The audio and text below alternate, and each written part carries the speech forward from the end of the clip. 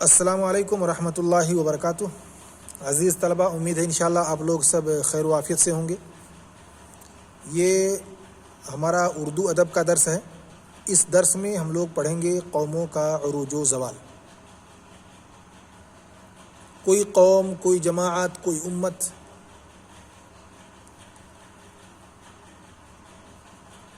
جو بھی ہو، وہ متعدد حالات سے گزرتی ہے، اسے عروج، ترقی اور بلندیاں ملتی ہیں، اور پھر اسی قوم کو ہی کنہیں اسباب کی بنا پر تنزلی اور گراوٹ سے گزرنا پڑتا ہے۔ وہ قوم گر جاتی ہے، وہ قوم پھسڈی ہو جاتی ہے، اپنے وقار کو ختم کر چکی ہوتی ہے، سماج میں، معاشرے میں اس کی کوئی ویلو، اس کی کوئی طاقت نہیں رہ جاتی، اور وہ تقریباً وہ قوم اپنی طاقت و قوت کے اعتبار سے ختم ہو جاتی ہے، صرف اس کا نام باقی رہ جاتا ہے۔ تو اسی کے بارے میں یہ پورا کا پورا درس ہے۔ اس درس کو لکھا ہے مولوی عبدالحق صاحب نے، انہی کی کتاب سے یا انہی کے مضمون سے یہ اقتباس لیا گیا ہے۔ اس میں ایک بڑا ہی پیارا اگزامپل ہے کہ ایک درخت ہے، بھلے ہی کتنا بوڑھا ہو، یعنی کتنا پرانا درخت ہو، کئی مدتوں سے لوگوں کو فائدہ پہنچایا ہو، اس کے پھل فروٹ کو لوگوں نے کھایا ہو، اور اس کے نیچے بیٹھ کر کے لوگوں نے سایہ لیا ہو، اس سے کئی طرح کے ہزارہا برس تک لوگوں نے فائدہ اٹھایا ہو، لیکن جب وہ کئی سالوں کا ہو جاتا ہے، وہ اندر سے کھوکھلا ہو جاتا ہے، اس کی طاقت ختم ہو جاتی ہے، اس کی مضبوطی ختم ہو جاتی ہے، تو وہ آندھی کے چپیٹوں میں گر جاتی ہے۔ کوئی آندھی آئی، کوئی طوفان آیا، اس کو یہ درخت، پرانا بوڑھا درخت برداشت نہیں کر پاتا اور دھڑام سے زمین پر گر جاتا ہے۔ ایسے ہی قوم ہوتی ہے جس قوم کے اندر عادات و اخلاق میں گراوٹ آ جاتی ہے، جو قوم اپنے کارناموں کو بھول جاتی ہے، خود غرض بن جاتی ہے، اور ہر چیز میں مصلحت پسندی کو دیکھنے لگتی ہے، اپنی ذات کو لوگوں پر مقدم کرتی ہے،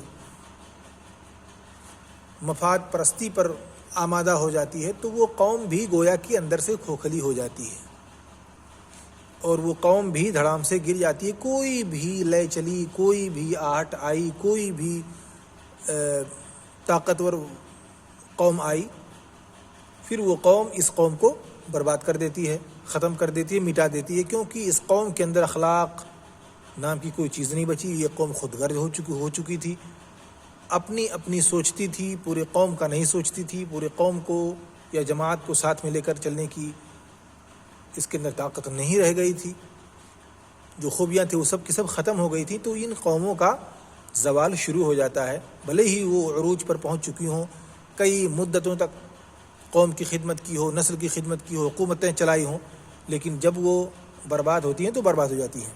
تو یہی ساری باتیں اس چیپٹر میں بتائی گئی ہیں، مثالوں کے ذریعے سے اسے واضح کیا گیا ہے۔ اس میں چند الفاظ ہیں جو آخر میں بھی لکھ دیا گیا ہے، جیسے عروج ہے، عروج کا مطلب ہوتا ہے بلندی، ترقی۔ ایسے ہی زوال ہے، زوال کا مطلب ہوتا ہے پسپا ہونا، گرنا، نیچے جانا، تنزلی کا شکار ہو جانا وغیرہ۔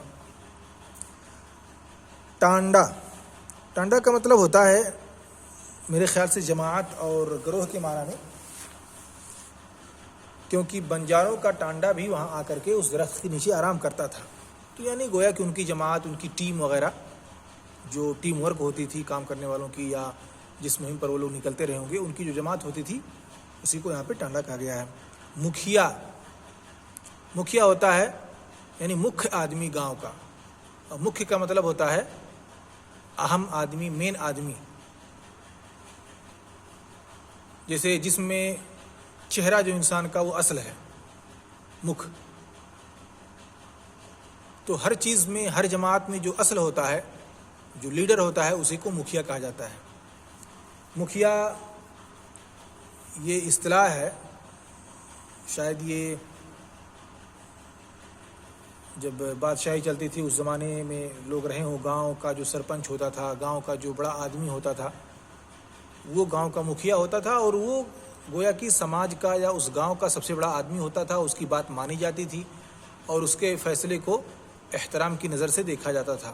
تو گویا کہ وہ اس وقت گاؤں کا لیڈر یا سماج یا معاشرے کا جو مکھیا ہوتا تھا وہ لیڈر مانا جاتا تھا.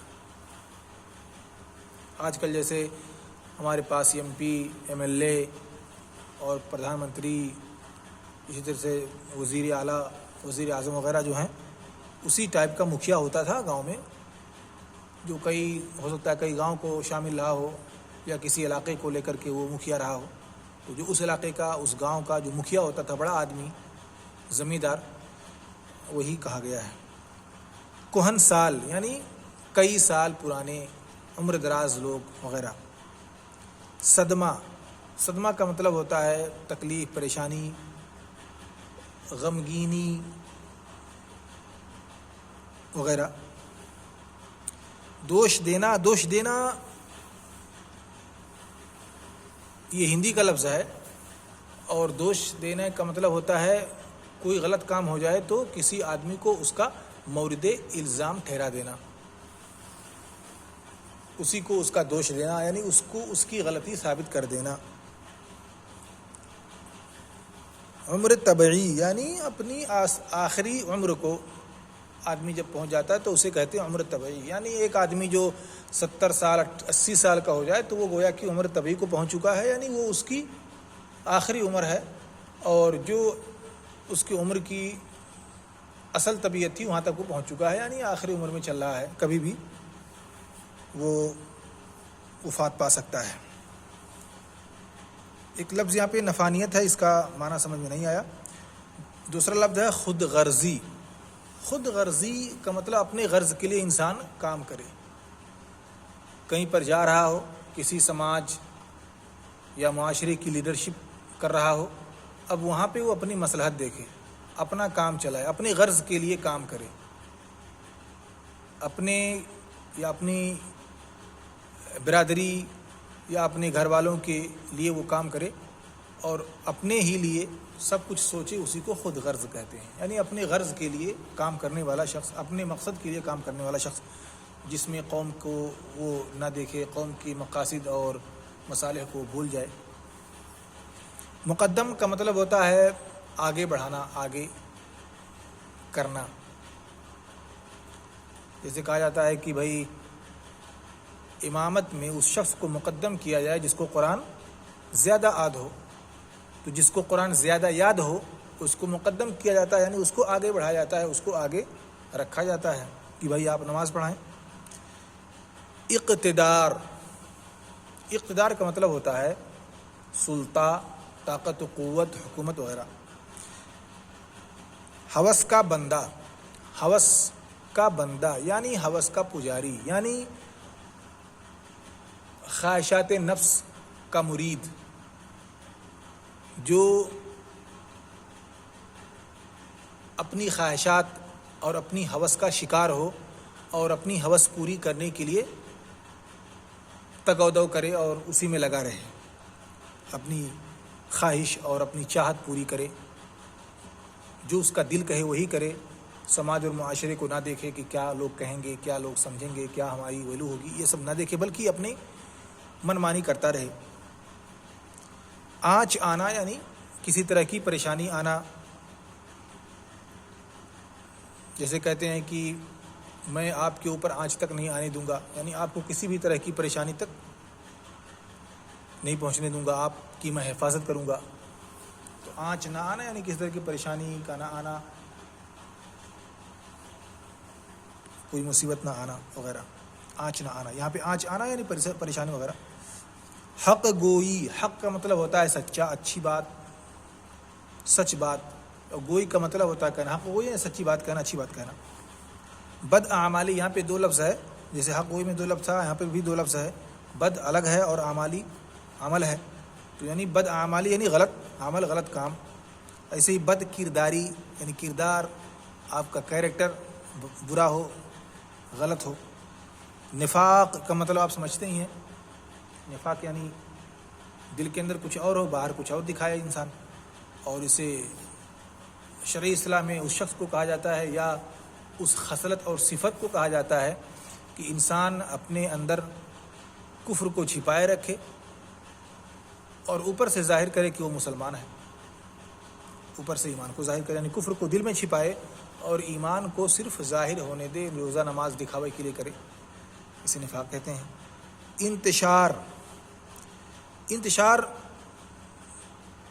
کا مطلب یہاں ہوتا ہے بکھرنا، بکھراؤ، یعنی فلاں قوم کا انتشار ہو گیا یا فلاں جماعت میں انتشار برپا ہو گئی، یعنی پوری قوم تتر بتر ہو گئی، سب ادھر ادھر چھٹ پٹ ہو گئے، سب الگ الگ ہو گئے۔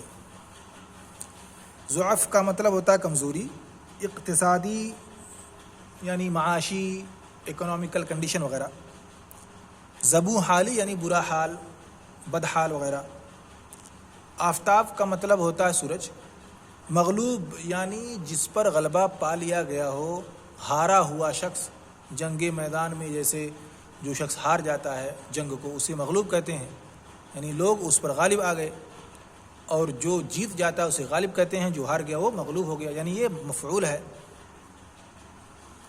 پامال کرنا یعنی ختم کر دینا۔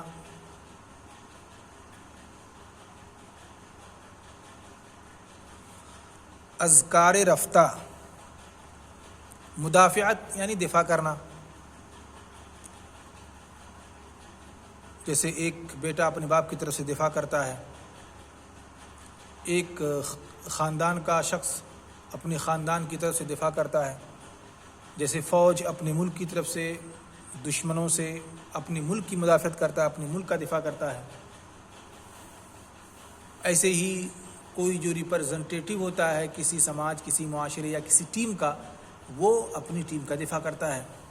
کوئی پروگرام ہو رہا ہے، سوال اور جواب ہو رہے ہیں، ایک دوسرے کے اوپر اعتراض کیا جا رہا ہے، تو وہاں پہ وہ اپنی ٹیم کی مدافعت کر رہا ہوتا ہے۔ مزمحل کا مطلب ہوتا ہے کمزور ہونا، ختم ہونا، کمزور پڑ جانا وغیرہ۔ تو جو مختلف الفاظ تھے یہاں پہ ہم نے اس کے معانی اور مطالب کو سمجھ لیے ہیں، اور یہاں پر کچھ الفاظ اور معنی دیے ہوئے ہیں جو جمع ہیں، جیسے ذریعہ ہے ذرائع، قوت ہے قوا، عصب ہے اعصاب، مرض امراض وغیرہ۔ اس کو بھی آپ پڑھ لیں اور یاد کر لیں۔ ایسے ہی دو لفظوں کو ملا کر کے واو کی تعاون سے ایک لفظ بنایا جاتا ہے، یعنی واو عطف کے ذریعے سے دو لفظوں کو ایک ساتھ ملا دیا جاتا ہے، جیسے عروج و زوال ہے، نام و نشان ہے، خیر و عافیت ہے، نیک و بد ہے، اور تر و تازہ ہے۔ یہاں پہ تر اور تازہ۔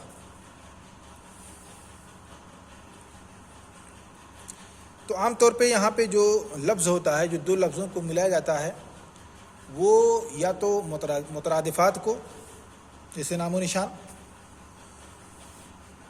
یا اس کے متضاد کو، جیسے عروج و زوال یا نیک و بد، اور مترادفات کو جیسے خیر و عافیت وغیرہ۔ اسی طرح کے الفاظ کو دو لفظوں کو ملا کر کے واو کے ذریعے سے ایک نیا لفظ بنایا جاتا ہے۔ ایک نیا لفظ نہیں بلکہ وہ واو عطف کے ذریعے سے دو لفظوں کو جوڑ دیا جاتا ہے۔ تو وہ دو لفظ جو ہوتے ہیں وہ یا تو مترادفات ہوتے ہیں، یا متضاد ہوتے ہیں، یا کچھ اور بھی لفظ ہو سکتے ہیں۔